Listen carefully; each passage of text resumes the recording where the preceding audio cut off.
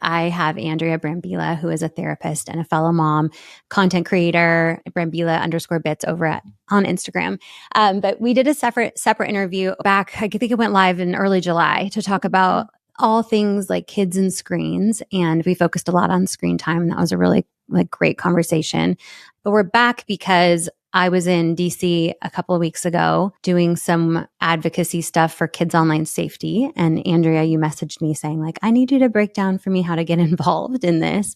And I thought this was a perfect conversation to bring to the podcast because I know that there are other parents trying to figure out how to help everyone be safer online and their own kids too. Yeah.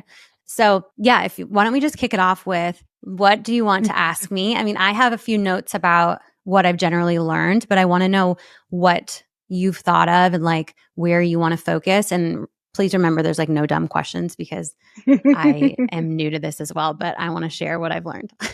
Yeah. So I guess my first question, and I think kind of a good place to kick it off is, I think a lot of parents feel very overwhelmed and even just out of the loop of what is going on with legislation and who owns what and what are the rules.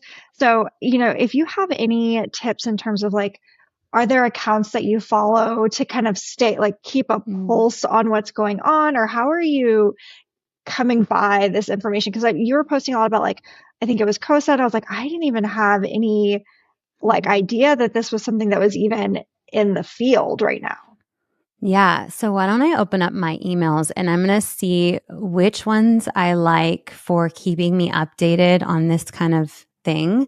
And it's hard because I do have now a lot of contacts that are lobbyists or attorneys or just parent advocates who are emailing me things. So I do have more information than the general public. And there is not one great place to get updates on just kids online safety stuff. You can sign up for an email list. And so Punchbowl is a legislative newsletter.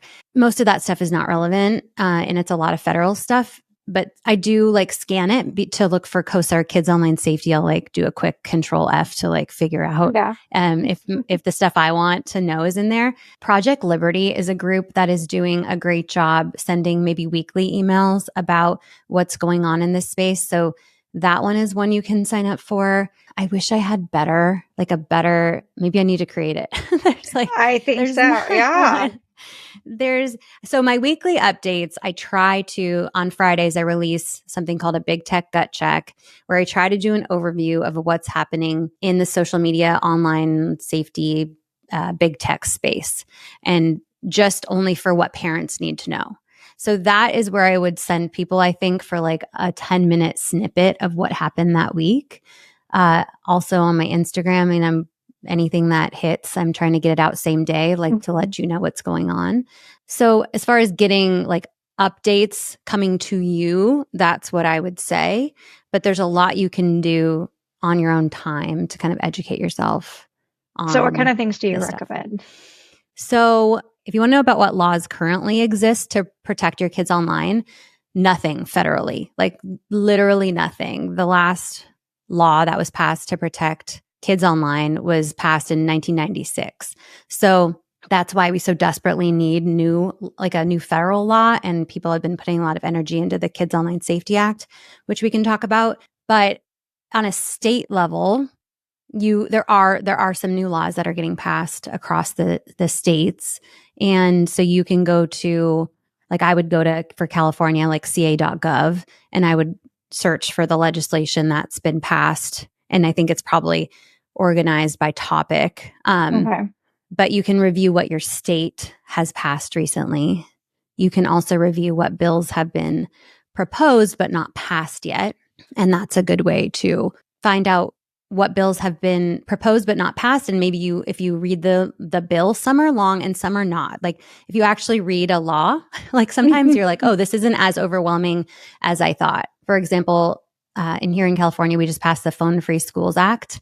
It's a page and a half, 2 pages. It's really not that complicated. So yeah, I think know that on a federal level, there's nothing right now to protect our kids. And that is because, in case you're wondering why, that's because big tech, all these tech companies spend so much money, millions and millions of dollars every quarter to lobby against all these bills that would protect our kids. They don't want these they don't want to be regulated because then they're going to Yeah. make less money, right? So that's what I'm trying to fight against. And that federal, like we can state laws are great, but we need like a federal standard so that everybody is protected and every state isn't different. And that's even harder for the tech companies to follow, like different, like where's the state line, Individual, and they have yeah. to do different like laws or different regulations per state. Like that's confusing. I So don't even know how you would, I from don't like know. a compliance standpoint.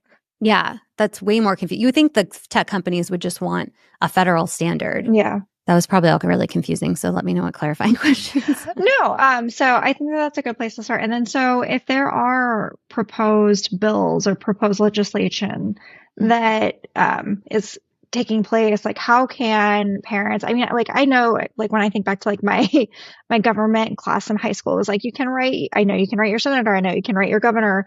Mhm. And I think that there are, at least in Texas, I think there's requirements that like they have to read a certain Mhm. percentage of like letters that are written in, which Mhm. is I've always found really interesting. But Mhm. outside of just like contacting individual representatives, what are other ways that parents can sort of get involved if they are interested in it?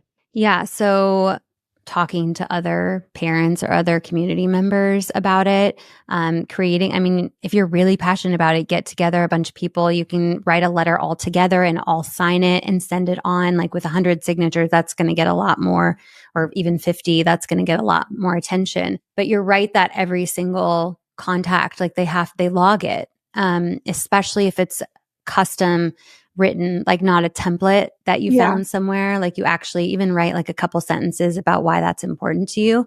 So on a federal level, it really means a lot when you figure out who your representative is in the House in your district, which really only represents a few, like I mean, it's by population, I think, but my representative represents like maybe 6 cities that are all around me. And so like I'm important to them when I show up at their office, and you have more of a say, or I write in or call in. But so there's definitely contacting your representative. There's just letting your community know. So if if it's on social media or who people you talk to in your day-to-day life, and just understanding that like our voices as parents and constituents in a district Hmm. mean a lot to the people that we elect to make decisions for us. So if we just go through life having no idea what our representative is doing or voting on, or and having no say in it, we're not doing our job too as like citizens in this democracy. Like I feel like they want to hear from us and know what's What's important to important to us us? to inform their decisions. And if they're making bad decisions that you're not happy with, like we're going to elect in somebody else to do that job. I just remembered that I saw a new study where the United States were ranked from best to worst for protecting kids online from Hmm. 1 to 51 or whatever. And literally California, where I live, is 50th. And like for like worst, I think Wow. one state is behind. I'll share that in the episode notes because I think that's a good standard. You can check your state to be like, based on all these different factors, where you rank, and that might light a fire under you. Like I'm 50th, that sucks. Hmm. And I think our governor, Gavin Newsom, has been passing more bills in this area. So that's an interesting resource to start from. And then I think educating yourself on what bills have been proposed, contacting your representative, talking to your community, doing a letter writing campaign, having an event, like inviting people over to talk about this kind of stuff. There's a great organization called MAMA, Mothers Against Media Addiction, that's bringing together people in different communities they're creating local chapters that are all talking about screen time, phones at school, social media harms. Go to, I think it's joinmama.org. That's another resource for parents to find people around them that are passionate about these topics and want to get together and talk about it and work towards legislation that could help protect our kids. Awesome. So I was just curious, and obviously share however much or however little you'd like, but what was your sort of experience like? And I know that you have shared some snippets on your page when you were working with like the COSA Act in DC. Like, what was sort of like your experience, and what was your role there? Mm-hmm. So the first time I went to DC, I think I was going for an event anyway, but a parent that I had interviewed who lost his son to a pill made with fentanyl that he bought off of Snapchat. I think he actually got it for free from a Snapchat drug dealer and had it delivered to his house. So he is actually working on a separate bill called Sammy's Law, which will allow us better monitoring on our kids' devices. But he also for COSA, for the Kids Online Safety Act. So he was doing lobbying with a lobbyist who has been hired to help him meet with representatives and talk about these bills. So they just invited me along as a concerned parent. And so I didn't know what I was going into. I don't know what lobbying is. I'm just going to listen. And it actually was much less intimidating than I thought. They had set meeting times that they had coordinated ahead of time. And so we just stopped in on the Hill, they call it, which is where all the offices are, where senators are and members of the House.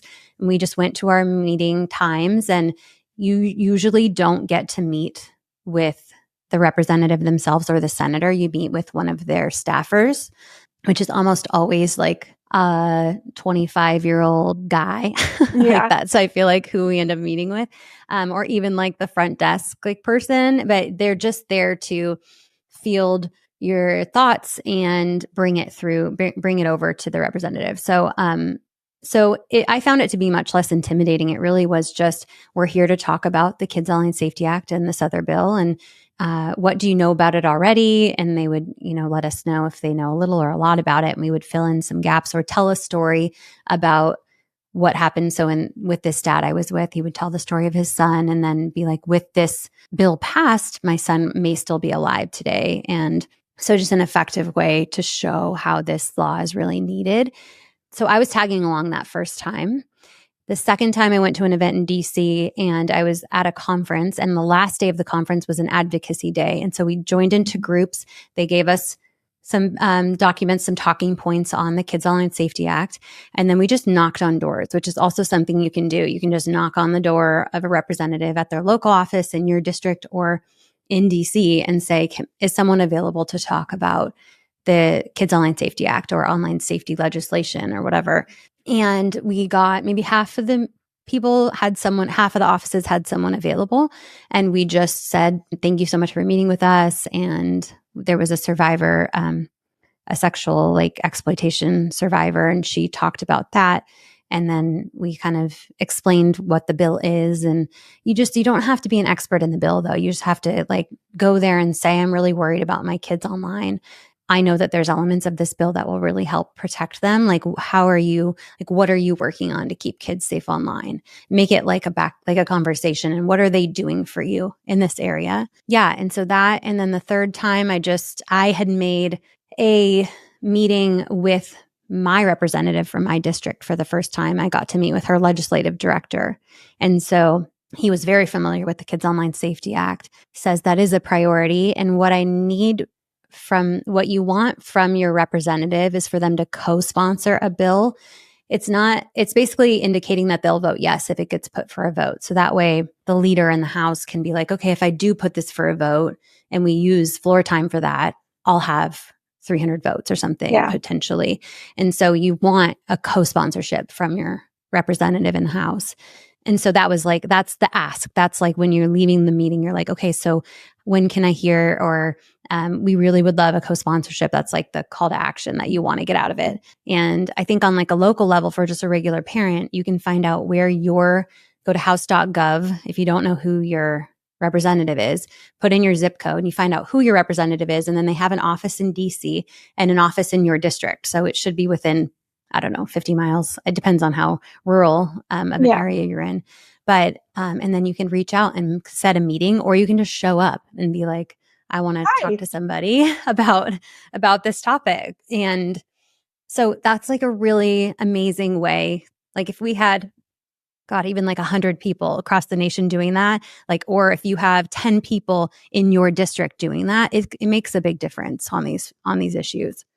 That's so cool to hear that that individual level of engagement can be impactful. Because I think a lot of people feel like it's not like I'm one person, and No. we think like big picture, like I'm one of however many in the United States. Yeah. But so it's really cool to hear that that individual level can be impactful. Most people aren't doing it. So you actually Yeah. stand out when you do it. And that means a lot to them. They're making really important decisions. That was like a light bulb moment for me when I first went to a school board meeting, because I was like, whoa, like they're making big decisions about things that affect our kids. Like, why aren't there more parents here? Yeah. Like, So, and I oh, think that would be a really cool thing for, I think, a lot of parents to hear about. Because I do mm-hmm. think that, like, I know that I am a part of, me and my husband are part of our son's school parent teacher organization. Yeah, And I think that a lot of parents, their understanding of like, how can we make an impact for our child's individual school or school district? I think it typically ends kind of there is with the sure. PTO. Mm-hmm. So what are additional steps that parents can take, especially like, we were just chatting and I found out recently that my son has a ton of Chromebook time Mm-hmm. within his school day. Yeah. And so that's something that I'm trying to explore is how can I be more vocal about my concerns and what I want to see from not just his individual teacher, because I don't want to be a thorn in his teacher's side. Mm-hmm. I want for there to be some accountability across administration Yeah. within my school district. Yeah. So talking to the teacher, obviously step one, and you did that, but they just have very little. A lot is expected of them regarding the device use. Yeah, and it's a resource And issue. yeah, so I first went to my principal and emailed with concern about the device use, how much time they were spending, what they were getting access to on there, the ads, like inappropriate ads, just a bunch of things that were concerning to me. She pushed me to the district guy, the tech guy at my district. So there's a tech team or a tech person at your district level that you can work directly with on tech related issues. So I had my concerns. I had specific questions. We ended up having a phone call maybe a year ago. He was pretty willing to hear my concerns and give me information about what they're using to monitor and what they're using, what standards they're going off of for screen time and things like that. But the problem comes when you're not satisfied with the responses, like sort of what do you do from there? And so you obviously have school board meetings. I'd never been to one before, but they released the agenda ahead of time. And I found out right around this time that they were talking about phones at schools. And so I was like, okay, that's something that I'm also worried about with the kids having really like a lot of access to smartphones during schools and not good regulation around that. If there's an item on the agenda, you can go to the board meeting and make a public comment on that item when it comes to that time in the meeting. And I'm sure this is probably the case across school board meeting standards, but you have to like fill out a little form at the beginning or before that time comes to let them know you have a public comment on that agenda item. And school board meetings are intimidating. Like you have 3 minutes to make your comment. Everyone's staring at you. You're Yeah. being live streamed. It's just like, I'm like losing my breath talking about it because it's so nerve wracking. But like, and then when you bring up comment on an agenda item, that's good because they then are going to discuss it and they'll take your comment into account, hopefully. And so that's when you can talk about, your issues with the amount of screen time or whatever your issues are.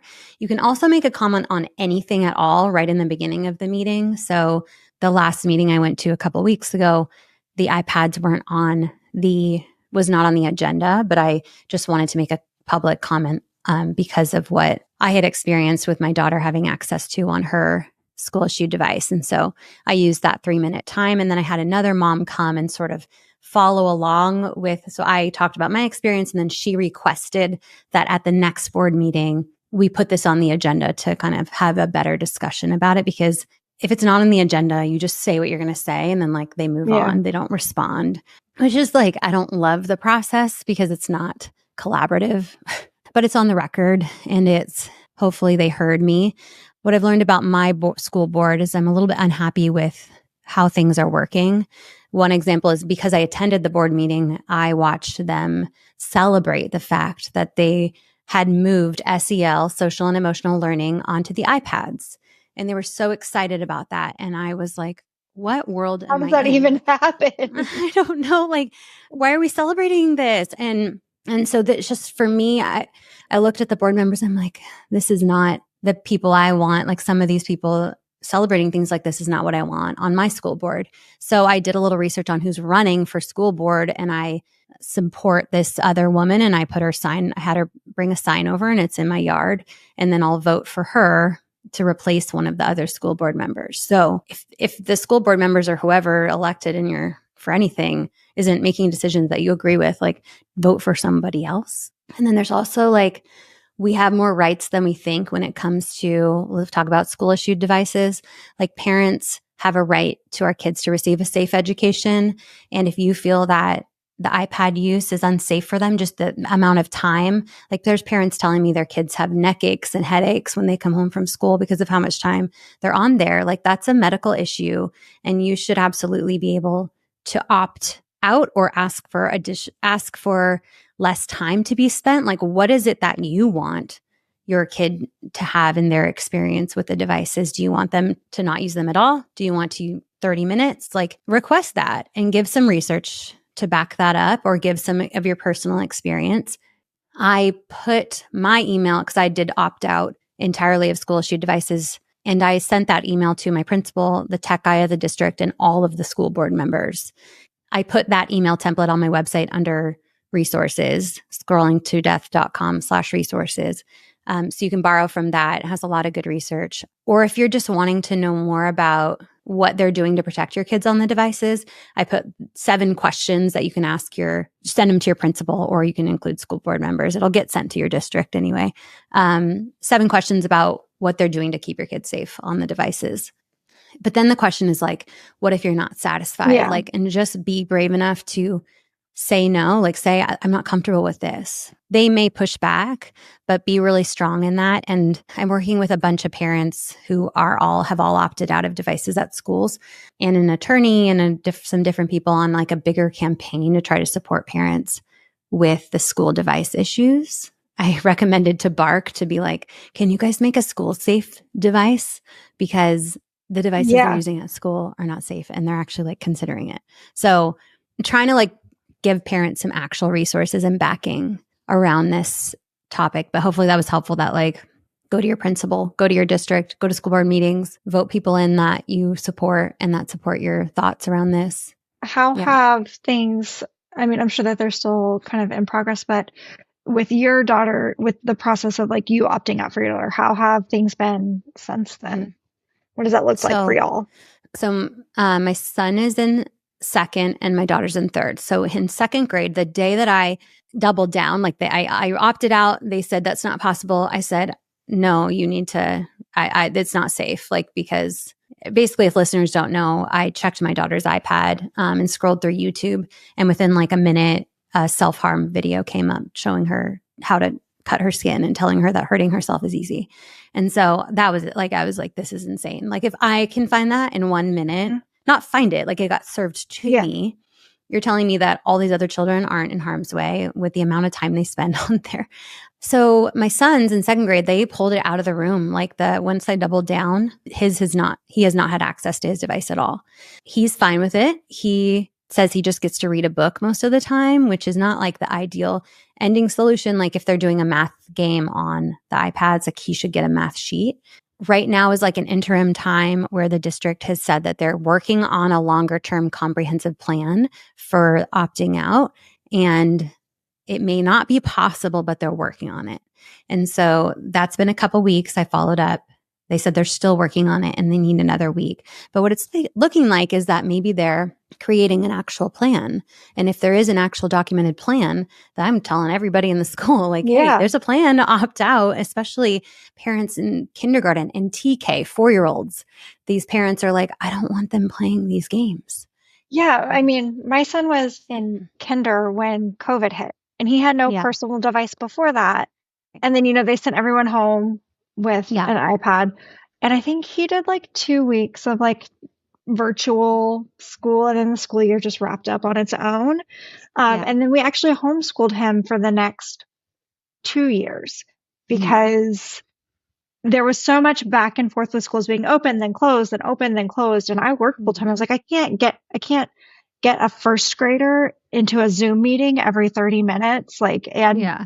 be doing my job. I can't do Right. that. So we just homeschooled him. Yeah. And honestly, I remember thinking like, by the time that we get him back into school, like this will all, like, we'll have moved on I and get know. back to like regular Yeah. teaching methods. And so it's been really surprising for me that like this is the way that it's evolved. I thought it would go the other direction. And so now, I mean, I have my younger daughter who just turned 3, and I'm thinking like, oh my gosh, in 2 years she would be going into kinder. Hmm. And like the thought of like a 5-year-old using an iPad is like wild to me at this point, because even again, when I think back to how, like when my son was 5, 6 years ago, Hmm. YouTube was so different. There was no YouTube shorts. There were like, Hmm. you had to almost try to find videos that were like uncomfortable. And Hmm. now it's just like, that's like every fourth video, there's something concerning. I know. I And know. it's, and so to think that like kindergartners are going into that landscape in this point in time, it's just wild to me. Yeah, it feels really wrong. And I think most parents are like coming to and realizing that that's bad. They just don't know that they can, either they don't know how much time the kids are spending on it, and that a lot of teachers are like, okay, if you finish early, you can use it. Like just really using it as like a fill the time kind of thing. And those teachers, nothing against those teachers, they probably don't realize that the kids can access really inappropriate things. And just the effects of all that screen time on the kid. Yeah. But yeah, my third grader, that one has been a little harder. She's in a GATE class, so like a little bit more like gifted academic, whatever class, which apparently is more screen time. I didn't really understand that. So the teacher will email me in this meantime and say, like, they have a math quiz. It's like 7 minutes, should be like 7 minutes. And is that okay if she uses the device for that? And I'll say, yeah, I'll say yes. So that's been during, actually, there's our parent teacher conferences were just last week, which was helpful because I was able to get in front of the teachers one on one and be like, okay, I'm not trying to make more work for you. I appreciate your flexibility. I'm really hopeful that the school district will provide you with more resources on how to deal with this, because I know it's different. It's hard having to have Yeah. one kid have a separate plan. Yeah, but you're right that we really went all in during COVID because we had to with technology. And then we didn't go back Back to out. normal. No, we just kept using it and I mean, there's schools where they're sending it home with the kid after school in like kindergarten or first grade, which Yeah. no, thank you. I don't want that thing here. No, those are some really great starting points for a lot of parents, because it feels like overwhelming. Like, Yeah. what the heck can I even do? Like, like I have a large platform and I can like Mhm. share information, and I can, I feel like there are some things that I can do to utilize social media in a different way. But I Mhm. think that for most parents, it's like, well, I'm just me at my kid's school. Like, what leverage do I have? So I think that Mhm. those were all really great little nuggets of like impactful options. Yeah.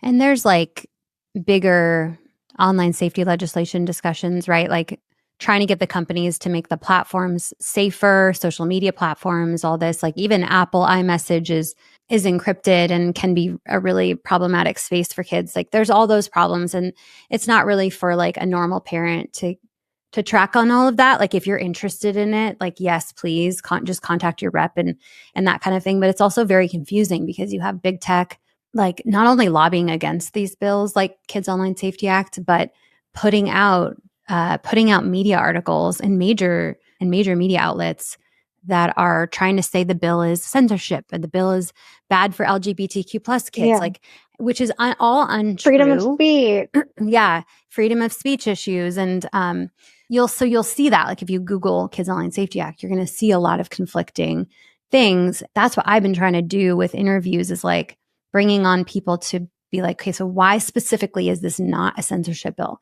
Why specifically is this actually not bad for LGBTQ plus kids? If you want to learn more about the Kids Online Safety Act, which is like has the best bet of passing this year, even if not hopefully next year, but that's the one you should put your attention on if you're a parent and you're concerned and you want the platforms to have some liability to keep our kids safe, like at all. Listen to a couple of the recent interviews where we talk about COSA. And if you agree, and I don't see why you wouldn't, just contact your representative. Like that will help a lot. But yeah, when you bring it back to the local level, I just think if we have parents in school districts across the country just emailing districts and being like, hey, like, why is my kid getting so much screen time? Why is all their information, like, why are they setting up Gmail accounts that Google now has all their information from the age of 5? Like, And are we not worried about that?